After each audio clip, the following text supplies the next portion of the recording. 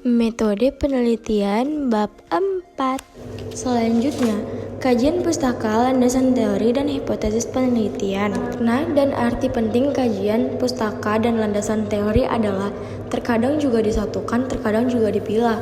Pemilahan terjadi jika peneliti memahami bahwa kajian pustaka adalah penelusuran hasil-hasil kajian terdahulu, relevan atau memiliki kedekatan objek penelitian dengan penelitian yang akan dilakukan.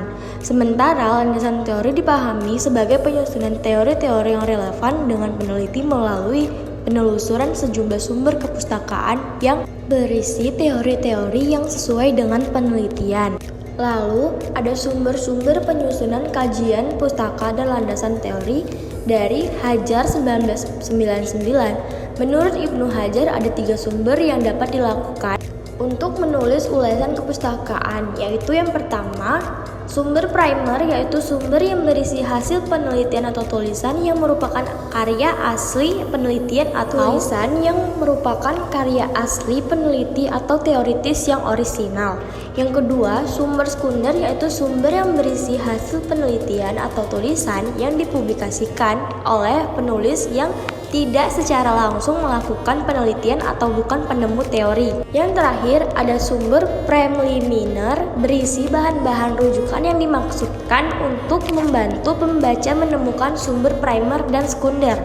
Lalu, landasan teori dalam penelitian kuantitatif dan penelitian kualitatif. Landasan teori pada penelitian kuantitatif yaitu teori merupakan landasan penelitian ilmiah. Penelitian tanpa teori sebagai landasan konsep tidak bisa dipercaya kebenarannya. Landasan teori yang terdiri dari definisi dan konsep variabel yang dibentuk secara teks struktur dalam sebuah penelitian. Selain itu, ada pun kegunaan teori dalam penelitian, yaitu yang pertama ada kegunaan teori adalah sebagai pengelompokan variabel yang sedang diteliti. Yang kedua, teori juga bisa memprediksi kebenaran dengan merumuskan hipotesis penelitian. Yang terakhir, teori juga sebagai kontrol dalam penelitian dalam pemecahan masalah penelitian. Selanjutnya, landasan teori pada penelitian kualitatif yaitu teori dalam penelitian kualitatif merupakan teori perspektif yang berguna untuk membuat bermacam-macam pertanyaan.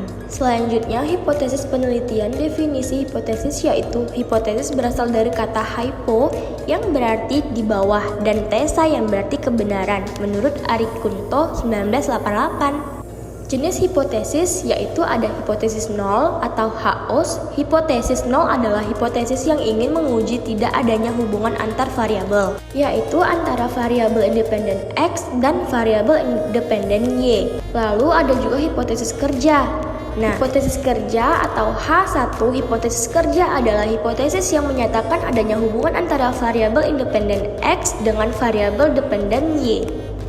Menurut hipotesis dalam penelitian kuantitatif dan kualitatif, menurut Moleong, status hipotesis dalam penelitian kualitatif adalah suatu yang disarankan, bukan sesuatu yang diuji. Perlu pula ditekankan bahwa hipotesis senantiasa diverifikasi sepanjang penelitian berlangsung. Menurut Moleong, secara tradisional biasanya hipotesis itu disusun terlebih dahulu dan penelitian kualitatif masih ada yang menggunakan cara demikian. Sekian presentasi dari saya mengenai pada bab 4 ini. Semoga pemateri yang saya sampaikan bermanfaat. Terima kasih.